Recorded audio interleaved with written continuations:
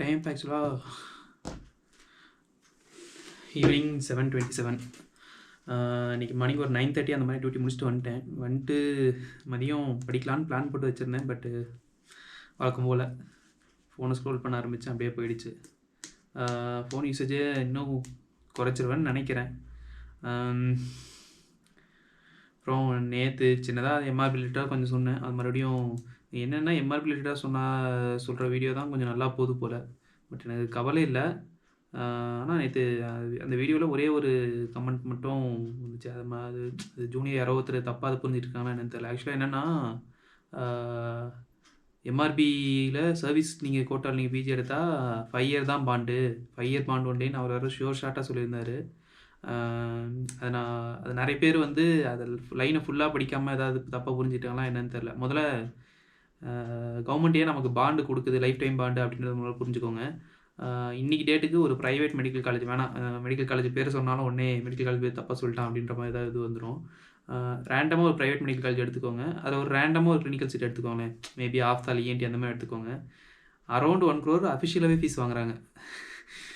நான் விளையாட்டுக்கெலாம் சொல்ல, என்எம்சி வெப்சைட்டில் போயிட்டு அந்த இதில் வந்து 3 வருஷத்துக்கு சேர்த்து எவ்வளோ ஃபீஸ் கட்டுறாங்க அப்படின்றத மட்டும் பாருங்கள். அஃபிஷியலாக வாங்கினது மட்டுமே 1 crore. அப்போது அன்அஃபிஷியலாக கொஞ்சம் ஒரு சிலதெல்லாம் எப்போவுமே நடக்கும்னு சொல்லுவாங்க ப்ரைவேட் மெடிக்கல் காலேஜில். நான் ப்ரைவேட் மெடிக்கல் காலேஜ் கிடையாது, எனக்கு அந்தளவுக்கு அதில் நாலேஜும் தெரியாது.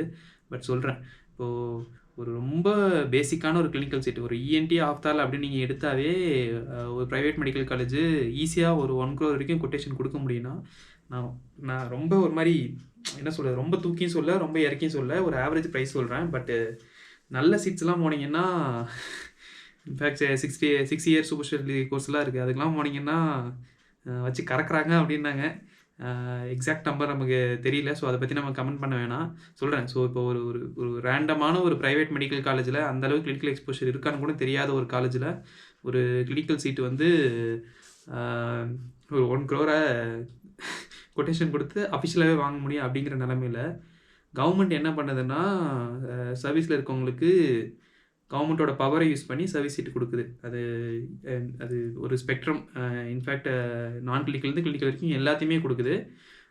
ஓகே, ஜென்ரலாக ஒரு சீட் கொடுக்குது அப்படின்னு வச்சுப்போமே. ஒரு ஆவரேஜாக நம்ம வந்து அது ஒரு என்ன சொல்கிறது, ஜென்ரல் சர்ஜனே வச்சுப்போம். இதில் ரேடியாலஜி அதெல்லாமும் இருக்குது, அந்த பக்கமும் இருக்குது, ரொம்ப கீழே இருக்குது. இப்போ எக்ஸாம்பிளுக்கு ஃபஸ்ட் இயர் சப்ஜெக்ட்லாம் எடுத்திங்கன்னா அந்தளவுக்கு ஸ்கோப் இல்லாதுன்னு சொல்லிட்டு இருப்பாங்க. பட் கவர்மெண்ட் வந்து எந்த சப்ஜெக்ட் எடுத்தாலும் யூஸ்ஃபுல் தான். ஸோ இந்த மாதிரி ஸ்பெக்ட்ரமாக இருக்குன்னா கவர்மெண்ட் கொடுக்குற சீட்டு ஒரு டெக்னிக்கலி சொல்லணுன்னா ஒரு சீட்டு ஒரு 2 crore வரைக்கும் கொட்டேஷன் கொடுக்க முடியும்னு வச்சுக்கோங்களேன். கவர்மெண்ட் நம்மக்கிட்ட காசு வாங்குறது இல்லை, இவன் சர்வீஸ் மூலமாக வரவங்களுக்கு சொல்கிறேன். ஒருவேளை அதை அவங்க ப்ரைவேட்டுக்கு ஈக்குவலண்ட்டாக அதை நீங்கள் இது பண்ணிங்கன்னா, ப்ரைவேட் ஒரு 1 crore கொட்டேஷன் கொடுக்குதுன்னா சத்தியமாக கவர்மெண்ட் வந்து 2 crore அது கொட்டேஷன் கொடுக்க முடியும். ஐ மீன் அதனோட ஒர்த்தினஸ் சொல்கிறேன். நம்ம கவர்மெண்ட் காலேஜில் சர்வீஸ் மூலமாக எடுக்கிற அந்த சீட்டோட ஒர்த்தினஸ் நான் மினிமம் ஒரு ஆவரேஜாக 2 crore. மேபி அது ரேடியாலஜியாக இருந்தால், அதுவும் மெட்ராஸ் மெடிக்கல் காலேஜ் இருந்தால் இன்னும் ரொம்ப போகும். ரொம்ப பெரிஃபெரியில் இருக்கிற நான் கிளினிக்கலாக இருந்தால் கொஞ்சம் கீழே வரும். ஸோ ஒரு ஆவரேஜ் ப்ரைஸ் ஒரு 2 crore வருஷத்துக்கு ஒரு வருஷத்துக்கு நம்ம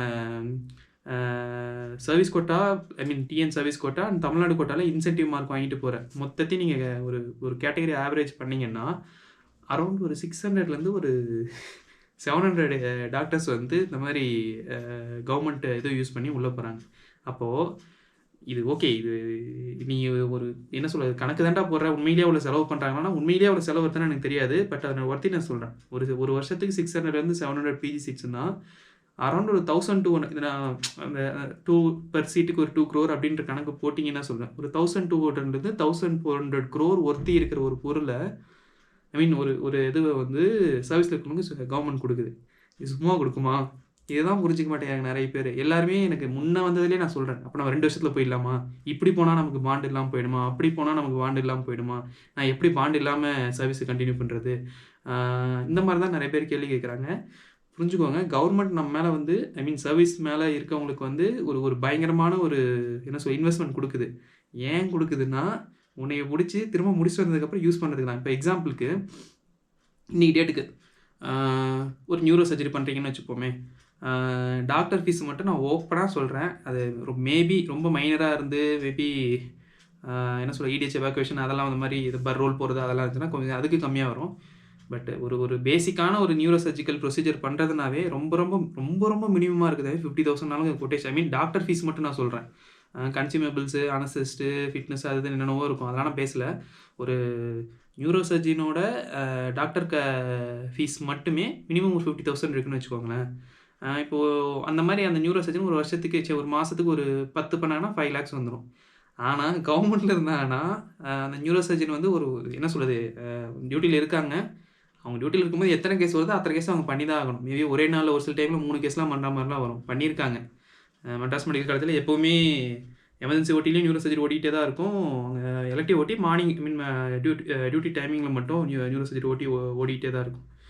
ஸோ நீங்கள் அல்டிமேட்லி நீங்கள் பிஜி முடிச்சு வந்தீங்கன்னா உங்களை போட்டு உறிஞ்சி எடுக்க போகிறாங்க. ஐ மீன் கவர்மெண்ட்டுக்கு வந்து என்ன சொல்கிறது, ஒரு ஸ்கில்டு ஒர்க் ஃபோர்ஸை இது வந்து கொஞ்சம் கம்மியான செலவில் எடுத்துக்கிறதுக்காக தான் இந்த சீட்டையே கொடுத்துருக்காங்க. இதை முதல்ல கொஞ்சம் தெளிவாக புரிஞ்சுக்கோங்க. அதே மேபி இன்னும் ஃப்யூச்சரில் வந்து அந்த பாண்டு பீரியட் வந்து டில் ரிட்டையர்மெண்ட் இல்லை 5 years. அதை நான் முன்னாடி அந்த 5 years நான் சொல்லலை. அது எல்லாருமே இல்லை அந்த 5 years மட்டும் இப்போ பிடிச்சிக்கிட்டு இல்லை 5 yearsன்னு சொல்லிகிட்டு இருக்காங்க. டில் 5 years. அது ஏன்னு நான் சொல்லிடுறேன். மேபி எனக்கு வந்துட்டு நான் சொல்லிகிட்டு இருக்கேன், எனக்கு பிஜி கிடைச்சாலும் நான் போக மாட்டேன்ற மாதிரி பேசிகிட்டு இருக்கேன். மேபி என்னை மாதிரி யாராவது கூட பல வருஷமாக இருந்துட்டு இருக்கலாம். திடீர்னு டிபார்ட்மெண்ட்டோ இல்லை அங்கே இருக்கிற இடமோ நமக்கு செட் ஆகலை, வேணாம் நம்ம பிஜி எடுத்து போயிடணும். ஒரு 53 வயசில் அவங்களுக்கு அவேக்கனிங் வருதுன்னு வச்சுக்கோங்களேன். சாரி, அது அவேக்கனிங்னு சொல்லக்கூடாது. ஓகே, அந்த டைமில் அவங்க ஒரு சாய்ஸ் எடுக்கிறான்னு வச்சுக்கோமே. 53 வயசில் இப்போ அவங்க எடுக்கிறாங்கன்னா அந்த பிஜி மட்டுமே 3 வருஷம் வந்துடும் அவங்க சர்வீஸில் எடுத்தாங்கன்னா. ஸோ அந்த 3 வருஷமும் சர்வீஸில் கவுண்ட் ஆகும். ஸோ 56 வயசில் தான் முடிச்சு வருவாங்க. இன்றைக்கி டேட்டுக்கு வந்து 60 years தான் ரிட்டையர்மெண்ட் ஏஜ்னு வச்சுப்போம். மேபி ஃபியூச்சரில் வந்து அது 58 திரும்ப மாற்றத்துக்கும் சான்ஸ் இருக்குது. இல்லை மேபி இன்க்ரீஸ் பண்ணி போகிறதுக்கும் சான்ஸ் இருக்குது. நம்ம 60 yearsனே வச்சுப்போம். 56 yearsல முடிச்சுட்டு வர்றாங்கன்னா 60 years வரைக்கும்னா டோட்டலாக மீதி பிஜி முடிச்சதுக்கப்புறம் அந்த பிஜி டிகிரியை கவர்மெண்ட் எத்தனை வருஷம் குவாலிட்டியாக யூஸ் பண்ண முடியும்னா 4 years தான் யூஸ் பண்ண முடியும். இப்போ கவர்மெண்ட் இங்கேயும் வந்து என்ன செக் வைக்குதுன்னா, நீ உனக்கு அப்போ பிஎஸ்சி கொடுக்கணும்னா நீ ரிட்டைர்மெண்ட் கிட்ட இருக்க, எனக்கு மினிமம் 5 years பண்ணு அப்படின்ற மாதிரி சொல்லுது. ஸோ இந்த 5 yearsன்றது வந்து எல்லாருக்குலாம் கிடையாது. நானே முடித்தாலும் உடனே எனக்கு வந்து 5 years மட்டும் பார்த்து நான் வெளில போனாலாம் ஒன்றும் கிடையாது. கவர்மெண்ட் முடிஞ்ச வரைக்கும் ஸ்பெஷலிஸ்ட் அப்படியே ஹோல்ட் பண்ணணும்னு பார்த்துட்ருக்கு. ஏன்னா அது எப்படின்னு தெரியல, எல்லோரும் உள்ளே வரும்போது ஓகே நமக்கு ஜாப் கிடைச்சா போதும், சீட்டு கிடைச்சா போதும்னு வந்துடுறாங்க. ஒன்ஸ் சீட்டு கிடைச்சதுக்கப்புறம் நம்ம எப்படி வெளியே போகலான்னு அப்படின்னு பார்க்குறவங்க உண்மையிலே இருக்காங்க. இன்ஃபேக்ட் என்ன சொல்கிறது, கொஞ்சம் சர்வீஸில் இருந்துட்டு கொஞ்சம் வெளியே எப்படி கிளினிக் போவாங்க. ஏன்னா நம்ம டியூட்டி டைம் தாண்டி வெளியே கிளினிக் போயிட்டு ஒன்ஸ் அது பிக்காக ஆரம்பிக்குது, அவங்களுக்கு நேம் அண்ட் ஃபேம் வந்துச்சுன்னா எப்படியோ சம்பாட் ஒரு சிலர் வந்து பே பண்ணிட்டும் போயிடுறாங்க, ஒரு சிலர் வந்து அப்படியே சைலண்ட்டாகவும் அப்படியே போயிடுறாங்க. பட் அது அப்படி பண்ணக்கூடாது. ஏன்னா ஒரு ஃபேவரிசமே நீங்கள் தமிழ்நாடு கவர்மெண்ட்லேருந்து எடுத்துக்கிட்டு திரும்ப இந்த மாதிரி பண்ணுறது என்னை பொறுத்த வரைக்கும் தப்புன்னு தான் தோணுது. ஆனால் அது அவங்களோட சுச்சுவேஷன், அதை பற்றி நான் ரொம்ப உள்ளே இறங்கி ஐயோ இது இவ்வளோ பாருங்கள் இப்படி ஏமாத்துறாங்க அப்படி ஏமாத்துறாங்க நான் பேசவும் முடியாது. யாராக இருந்தாலும் அந்த சுச்சுவேஷன் இருக்காங்க நம்ம சொல்லவும் முடியாது. ஸோ இதை மாதிரி ஞாபகம் வச்சுக்கோங்க. கவர்மெண்ட் உங்களுக்கு வந்து சும்மா இருந்தாப்பா வச்சுக்கோ 5 வருஷம் கழிச்சு நீ கிளம்பி போய்க்கோ ஒன்றும் பிரச்சனை இல்லை அப்படின்னு மட்டும் விடாது. நீ ரிட்டைர்மெண்ட் டைமில் யோசிச்சு பாருங்கள். ரிட்டைர்மெண்ட் டைமில் இருக்கவங்களே தம்பி 5 வருஷம் மினிமம் வேலை செஞ்சுட்டு போ அப்படின்னு சொல்கிறாங்கன்னா நம்மளெல்லாம் எந்த மாதிரி பண்ணுவாங்கன்னு பார்த்துக்கோங்க. நான் உங்களுக்கு இது பயமுறுத்துன்னு சொல்ல, உண்மையிலேயே இதை வந்து கவர்மெண்ட் பண்ணது கரெக்டு தான். ஏன்னா இன்றைக்கி டேட்டுக்கு நீங்கள் ஆல் ஓவர் இந்தியா நீங்கள் எடுத்து போட்டு பார்த்தீங்கன்னா ஹெல்த் கேரில் வந்து தமிழ்நாடு ரொம்ப ரொம்ப டாப்பில் இருக்குது. அதுக்கு ரீசன் என்னென்னா இதுவும் ஒன்று தான். ஏன்னா இப்போ ஓப்பனாக சொல்லலாம், மெஜாரிட்டி ஜிஹெச்சில் வந்து மொத்தமே ஃபில் ஆகிடுச்சுன்னு வச்சுக்கோங்களேன். ஐ மீன் எல்லா போஸ்டிங்ஸும் ஃபில் ஆகிடுச்சு. ஒரு என்ன சொல்கிறது, ஒரு எமர்ஜென்சி வருதுன்னா ஓகே இப்போ பிஹெச் டாக்டரால் அட்டன் பண்ணக்கூடியது பண்ணுவாங்க, மீதி வந்து உடனே ரெஃபர் பண்ண தான் பார்ப்பாங்க. ரொம்பலாம் இது பண்ண முடியாது. பட் ஜிஹெச் வரைக்கும் போயிட்டானா கண்டிப்பாக அவங்களோட லைஃப்பை ப்ரொலாங் பண்ணக்கூடிய அளவுக்கு வந்து தமிழ்நாட்டில் எல்லா ஜிஹெச்சுமே இருக்குது. அட்லீஸ்ட் அங்கேருந்து வெளியே போகும்போது ஒரு டாக்டர் இல்லாதனாலையோ இல்லை ஃபெசிலிட்டி இல்லாதனாலையோ அவன் இறந்துட்டான் அப்படின்ற ஒரு நிலைமை இல்லாத மாதிரி தான் இப்போ ஜிஹெச் இருக்குது. அதுக்கு ரீசனும் இதே தான். அந்த லைஃப் டைம் பாண்டு போகிறதால மட்டும்தான் அந்த மாதிரி இப்போ எல்லாருமே ஃபில் ஆகிட்டுருக்கு. ஸோ இதை நல்லா ஞாபகம் வச்சுக்கோங்க. சர்வீஸ்குள்ளே வரணும், சர்வீஸ் சீட்டை எடுக்கணுன்ற சர்வீஸில் பிஜி சீட்டு எடுக்கணும்னு இருக்கீங்கன்னா லைஃப் லாங் வந்து கவர்மெண்ட்டுக்கு சர்வீஸ் பண்ணுறோம் அப்படின்ற ஒரு நினப்போடு உள்ள வாங்க. இல்லை நடுவிலே நான் ஓடணும் அப்படின்னு நினச்சிட்டு வந்தீங்கன்னா அதுக்கு கவர்மெண்ட் எனக்கு தெரிஞ்சு யாரையும் அலோவ் பண்ணாதுன்னு நினைக்கிறேன். இன்ஃபேக்ட் அதான் சொன்னேன், லைஃப் டைம் பண்ணும்போது எய்தர் நீ லைஃப் டைம் வேலை செய்யணும் இல்லை ஒரு அமௌண்ட் பே பண்ணணும்னு சொல்கிறல, அந்த அமௌண்ட்டையே கவர்மெண்ட் ரிவைஸ் பண்ணுறதுக்கான சான்சஸும் இருக்குது. ஏன்னா அந்த அமௌண்ட் முன்னே கோட் பண்ணது வருஷம் ஆக்சுவலாக ரிவைஸ் பண்ணால் நல்லதுன்னு எனக்கு தோணுது. ஏன்னா அவங்க கோட் பண்ணுற அமௌண்ட் வந்து ஹார்ட்லி உன்னுடைய 4 to 5 ரொம்ப ரொம்ப மிஞ்சி போனாலும் ஒரு 4 இயர்ஸ் இல்லை 5 இயர்ஸ் சேலரி நீ அக்யூமுலேட் பண்ணி கொடுத்தேன்னா அது முடிஞ்சு போச்சு அப்படின்ற மாதிரி போயிடுது. ஸோ அவ்வளோதான், அதை பார்த்துக்கோங்க. அடுத்து வேறு ஏதோ சொல்லணும்னு நினச்சேன். சொல்ல வரதை கரெக்டாக கன்வே பண்ணுறேன்னா அப்படின்னு எனக்கு தெரில.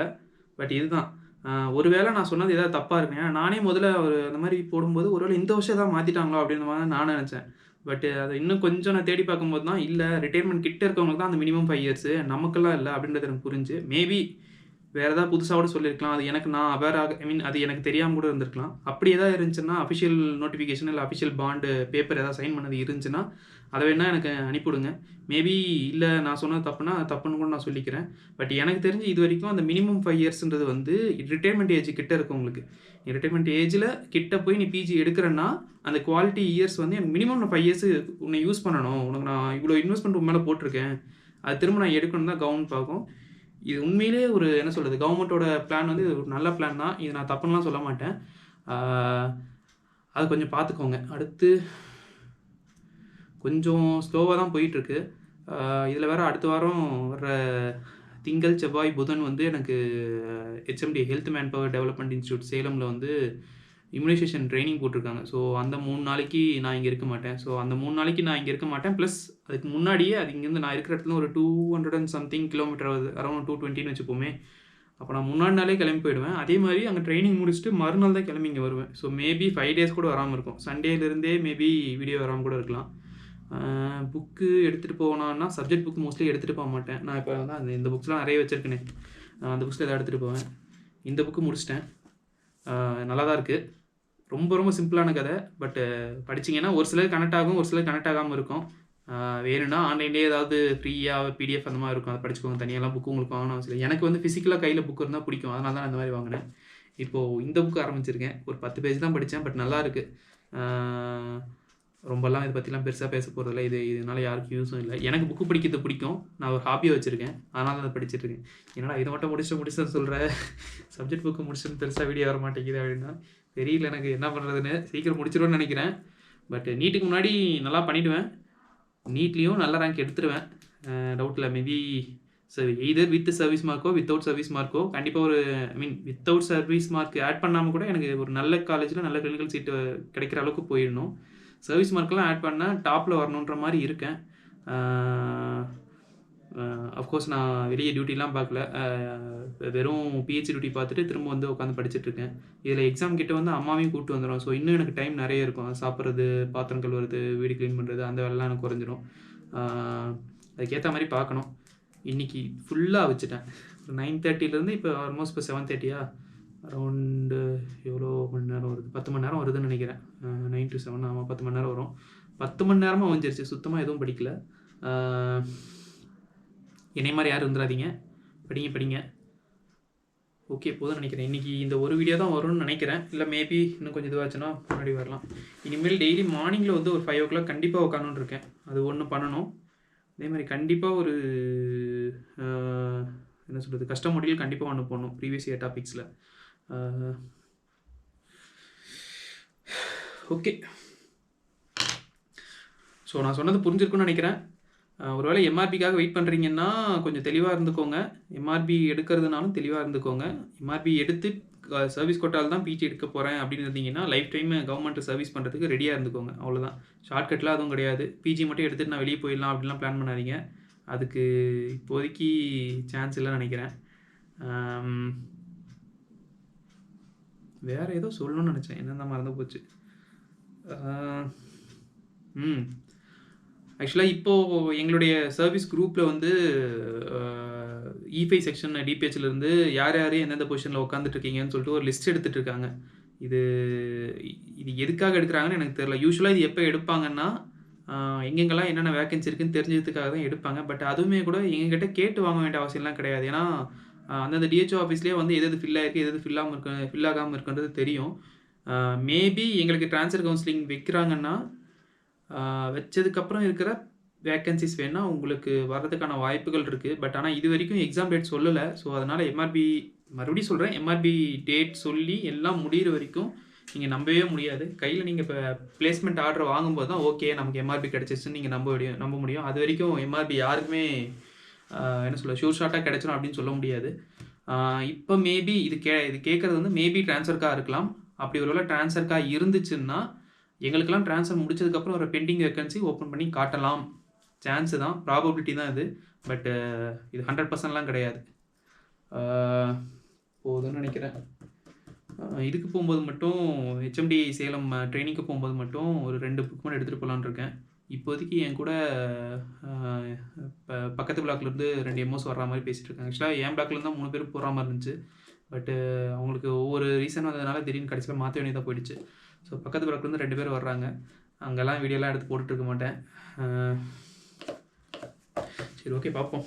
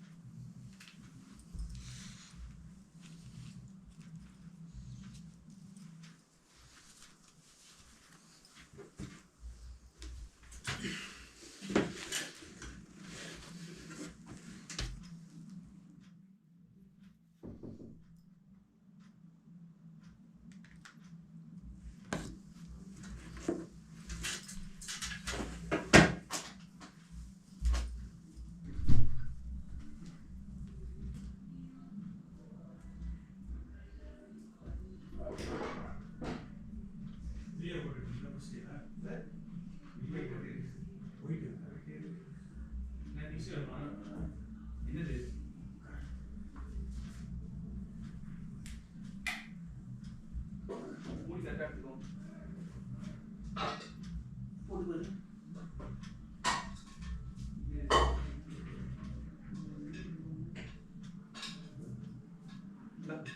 இது ரப்பர் பெருசா இருக்கு. இதுவா இருக்கும். எல்லாத்தையும் எடுத்துட்டு போங்க. ஒரே டைம் என்ன பண்ணுவீங்க? அடுப்பு ஒண்ணுதான் இருக்குது. ஒரே டைம்ல எடுத்து போட்டா குழஞ்சிரும். எவ்வளவு நேரம் வெயிட் பண்ண? கேப் விட்டுருக்கியா? போயிட்டே இருக்கு. எடிட் பண்ணியா இல்ல லைவா? அப்படியே எடுப்பேன். அப்படியே போகும். அடிக்கணும்னு உட்காந்துருக்கேன். அது என்ன நினைக்கிறேன்? இதுவே போதும்.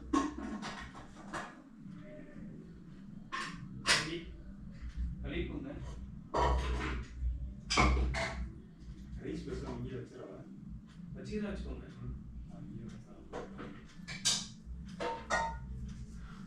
இது வேணுமா? வச்சுக்கலாம். வேணும். நீங்க நைட் எங்க தூங்குறீங்க? அங்கேயே இங்கேயா? அங்கேயே படிக்க வச்சுக்கிறேன். 6 பேர் பத்துமா? அதான் படுத்துப்பானுங்க.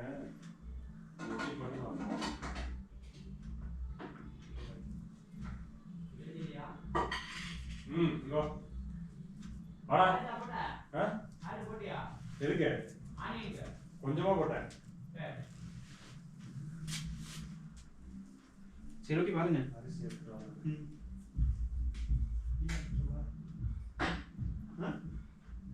சிக்கனை இப்பதான் வச்சிருக்கேன். டைம் ஆகும். ரைஸ் ஆயிடும். நீங்க இது விசில் எடுக்காம வந்தீங்கன்னா ஆறாது. எப்படி யாரும் எதுவும் பண்ண மாட்டாங்க. சரியா இருக்காங்க. அவங்க தான் சமைச்சிருக்கிறாங்க. ஓ ஓகே. ரைஸ் மட்டும் சரி நான் அப்புறம் வந்து வச்சுக்கிறேன். சும்மா சாத்திக்கிறேன்.